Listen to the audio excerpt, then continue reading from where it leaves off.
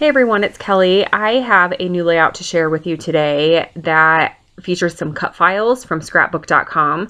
They recently released a set of 3 cut files. This is the first set that is available. It's called "'Tis the Season," and I'm going to be creating a 12 by 12 layout using this cut file. So I did some work off camera and I cut the "'Tis the Season" portion of the cut file on red cardstock, and then I used a bunch of different 6x6 pattern papers from the newest Christmas collection from Pinkfish Studio, and I think it's called Home for the Holidays. And I just grabbed lots of different colors. I really like this collection. I like that it has some traditional colors, but it also has some different colors in it that are non-traditional, like that mustard yellow and some blues. And I really like the color scheme in that collection. Now, included in this cut file from Scrapbook.com, you get a few different options. So you get the title, the "'Tis the Season," and then you also get some background images, which I have cut one of those here. They are small trees. There's also a variation of this that has little snowflakes included in it also. You also get, I believe, some traveler's notebook size cut files, and then also some card size cut files.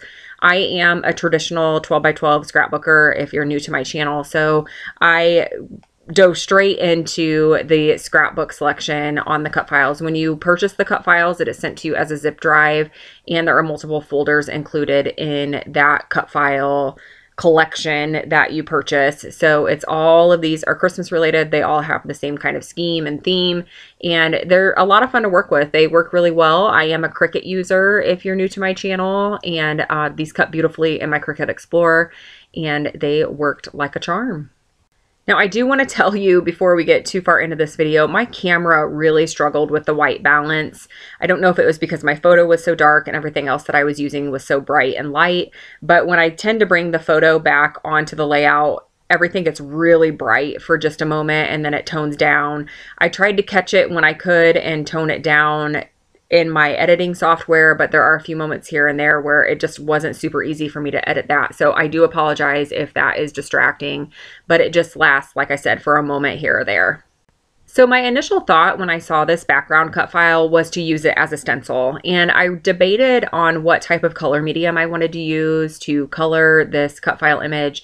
I thought about using acrylic paint, and then I remembered my Vicki Boutin art crayons. I have not used these in forever, and they are so much fun to add to a background. I love that you do not have to use gesso, and that you get kind of a watercolored, color blended look without having to use the gesso, without having to use any paint or watercolor. I think that is a really fun medium to use. So if you haven't checked those out, I do recommend them. They are a lot of fun. I am using the Vicki Boutin stencil brush as well to blend that color on the background. So I grabbed a bunch of different greens. I do have all 3 sets of the art crayons, and that was my initial thought right there. So when I pulled off the actual cut file, I thought that I was going to use the image that was created from the coloring. So that image there, not the cut file, but what you see where the color blended through the cut file. But I actually really liked the background with all of that green on there. I thought it had a really nice mixed media look. So I'm going to go ahead and adhere the cut file down to another piece of white cardstock. I wanted the white to really pop through the background on those trees and just to add another layer of dimension. You've briefly seen my photo as I've been kind of bouncing back and forth between what I've been doing on the layout, and that was a photo that I actually printed for my December daily last year, and I printed it as a 5x7, and I ended up using a smaller version. But I really like the photo. It's of myself, my husband, and my son, and it was taken at a Christmas parade that we went to last year. And the Christmas parade was a disappointment. It wasn't great. It was freezing cold. My husband's feet were about frozen, and there was just some funny story that went along with it. So I included it in my December daily, but to give context to the layout, I wanted to include some journaling for this layout as well. But because the cut file has all of those trees cut out and it covers the entire background, I wasn't really sure what to do with my journaling. So I took a couple of the tabs from that Pinkfish Studio Christmas collection, and then I cut a couple tags from a die set that I have. It's actually a Scrapbook.com die, and I just went ahead and stitched the tabs on the top of the tags, and I created a little pocket. When I added the foam to my photo and the cut file, I made sure that I left an open area, which if you go back in the video, you'll see that there's an open spot with no foam, and that is going to be the place that the tags can slide in and out, and I included my journaling on those tags. So it's hidden journaling, but it's there, even though I've told this story twice, which I am really not a huge fan of. I know lots of people scrapbook the same photo twice and tell the same story in multiple formats, but I don't know. I just struggle with that a little bit, and I think it's because I don't have a lot of time to scrapbook. So when I do scrapbook, I like to scrapbook photos that I've never scrapbooked before. But I had this photo laying around. It was gonna go to waste. I wasn't planning on using it for any other project. So I thought, you know what, it goes great with this cut file, so I'm just gonna go ahead and use it. And I really like how this layout turns out, all the fun embellishments and the hidden journaling. There's just a lot of nice variations of products and colors and just different techniques on this layout. So another thing that I did with the photo that I'm not sure you would notice unless I point it out here, but I really like the effect that it gave.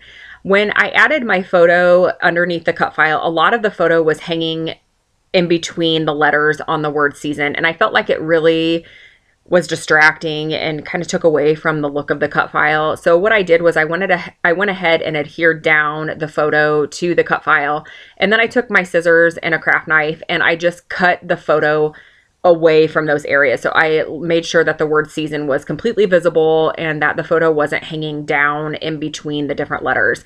And I did show a portion of that earlier in the video, so you may have caught that as it was happening, but I just wanted to make sure I pointed that out because I do like how that looks. I feel like it looks a lot cleaner without the photo hanging out in between those letters on the cut file.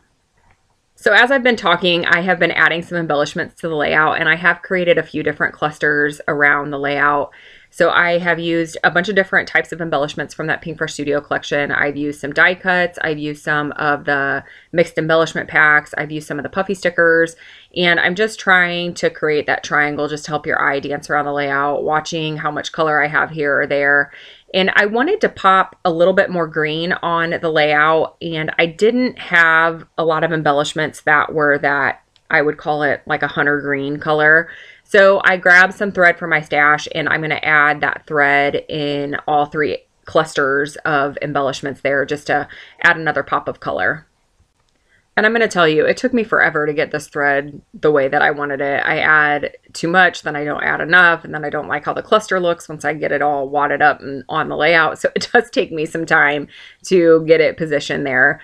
So I want to go back to talking about the cut files from Scrapbook.com real quick. So they had a cut file that was released for free during, is it World Card Making Day or World Card Making Weekend? I'm not a card maker, so I'm not 100% sure what that holiday is. But they released it then, and it did great. So they decided to go ahead and release a few more. So I believe currently there are 3 different cut files that are available for purchase from the Scrapbook.com store. And I'm going to have a layout, I think once a week, with those cut files showing you how I use them and just the different techniques that are available, options that are available with the cut file. So I am excited about that. I have this project finished, and then I have another one in the works, and then I do have an idea for the third one. So I'm not sure if I'll have Cricut tutorials for those videos. It kind of depends on what techniques I end up going with on the cut files. I do try to include Cricut tutorials anytime that I modify a cut file when I create a process video, so that way you can kind of see from start to finish on what I did to get the cut file the way that I end up using it. For this, it was very straightforward. I just resized the cut files to the size that I was wanting and then cut them using the Cricut. So I did not include a design space tutorial for this, but I'm excited to use those other 2 cut files and to share with you what I am creating. So I went ahead and added the date, and then I am going to hold it a little bit closer to the camera here so you can see it in a little bit more detail.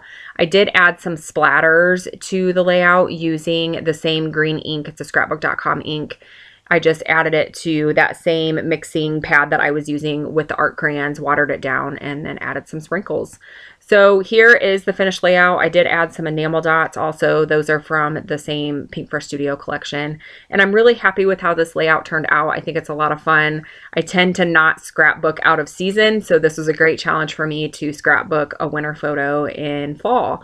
So I really like how this turned out. I hope you enjoyed it. If you have any questions about the products or techniques or or anything that I did here, please leave a comment below.